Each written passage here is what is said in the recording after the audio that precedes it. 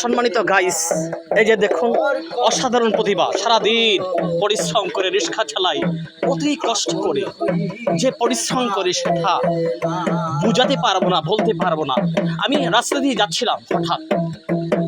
যাচ্ছিলাম হঠাৎ আমাকে পাগল করে ফেলেছে, অসহ্য হয়ে গেছি। তার রিক্সায় বেশ কয়েকদিন উঠেছি আমি, কিন্তু হঠাৎ যখন আমি যাচ্ছিলাম তার অসাধারণ প্রতিভা দেখে আমি মুগ্ধ হয়ে গেছি। ধন্যবাদ তোমাকে শিল্পী, তুমি জাগ্রত করতে পারবে, তোমার প্রতিভা কেউ আটকাইতে পারবে না।